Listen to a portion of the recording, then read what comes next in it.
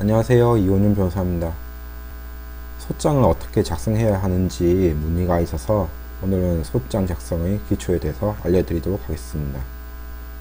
사건 종류별로 소장 작성 방법이 조금 차이가 있는데 사건에 따른 구체적인 방법은 다음에 알려드리고 오늘은 공통된 기초적인 방법에 대해서 알려드리도록 하겠습니다.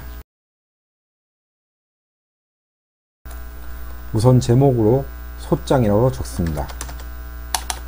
다음으로 원고와 피고를 적습니다. 이렇게 원고라고 쓰고 본인의 이름과 그 아래 주소를 작성합니다. 원래 이름 다음에 주민등록번호를 같이 적는데 요즘은 개인정보 보호 문제 등의 이유로 주소가 확실하다면 실무상 주민등록번호는 적지 않습니다. 소장의 주소를 적는 방법은 보통의 경우와 조금 다릅니다. 특별시, 광역시는 시를 빼고 도의 경우 도를 빼고 적습니다. 예를 들어 서울특별시는 그냥 서울, 경기도는 경기 이렇게 표시합니다. 한편 특별시, 광역시 이외의 시의 경우에는 앞에 도를 표시하지 않습니다. 다음으로 피고라고 쓰고 역시 피고의 이름과 그 아래 주소를 작성합니다.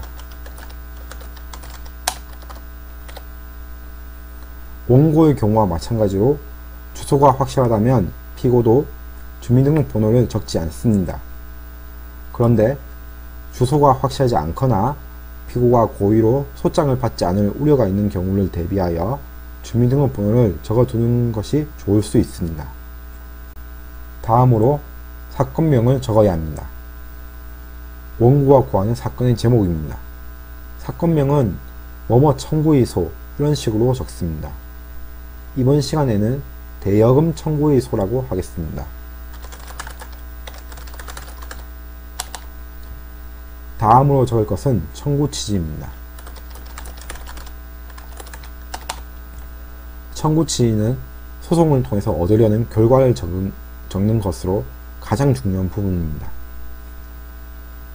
쉽게 생각해서 여러분이 원하는 결과를 적는 것이라고 생각하시면 됩니다.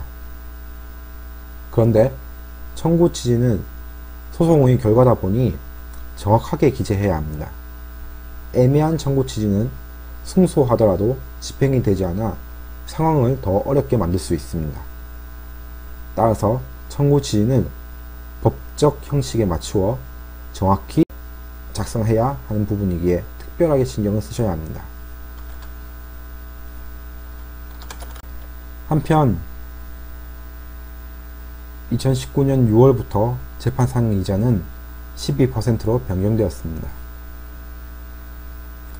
청구 취지는 보통 이런 형식으로 작성하면 됩니다. 여기서 자세히 보셔야 할 부분이 제3항입니다. 소송은 1심, 2심, 그리고 대법원까지 갈 수 있습니다. 만약 1심에서 원고가 전부 승소하고 피고가 항소하지 않으면 1심 판결문으로 바로 강제 집행하여 압류 및 추심을 할 수 있지만 반대로 피고가 항소를 하면 소송이 끝나지 않고 계속 진행되는 것이기에 강제 집행을 할 수 없습니다. 이 경우 가집행이 인정되면 상대방이 항소하더라도 강제 집행을 할 수 있습니다. 따라서 청구 취지 작성 시 가집행 문구를 넣어야 합니다. 다만 가집행을 할 수 없는 사건도 있는데 구체적으로 어떤 사건에 가집행을 할 수 없는지는 다음 사건 종류별 소장 작성 법 설명에서 알려드리겠습니다. 다음으로 청구 원인을 기재해야 합니다. 청구 원인은 원고가 청구하는 내용의 근거를 설명하는 부분으로 요건 사실에 기초하여 작성되어야 합니다. 보통 기초사실관계, 법적 근거, 결론으로 구성됩니다. 기초사실관계에는 해당 소송사건과 관련된 사실관계를 시간 순서로 소송에 이르게 된 경위까지 기재합니다. 법적 근거에 대해 기술하는 부분은 법조문, 관련 판례, 법조문과 관련 판례를 원고의 사건에 적용하는 순서로 기재해야 합니다. 결론 부분은 주요 청구 원인을 짧게 기술하면 됩니다. 구체적인 청구 원인 작성 방법은 다음 시간 사건 종류별 소장 작성 방법을 설명드릴 때 자세히 알려드리겠습니다.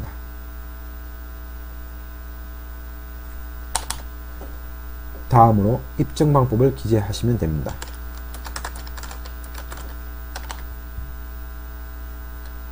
본인이 주장하는 내용을 뒷받침하는 증거를 기재하시면 됩니다. 원고가 제출하는 증거는 가포증이라고 하며 화면과 같이 표시합니다. 다음으로 첨부 서류를 작성합니다.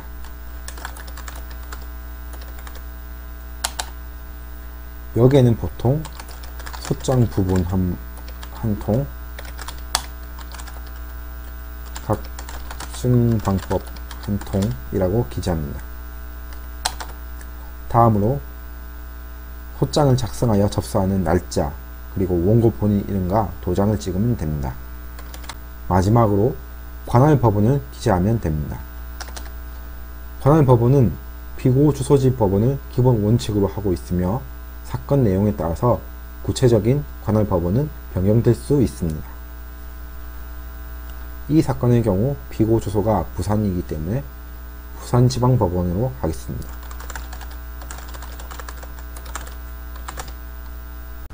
다 작성된 소장 서면을 화면과 같이 글자 크기와 배열을 조절하시면 됩니다.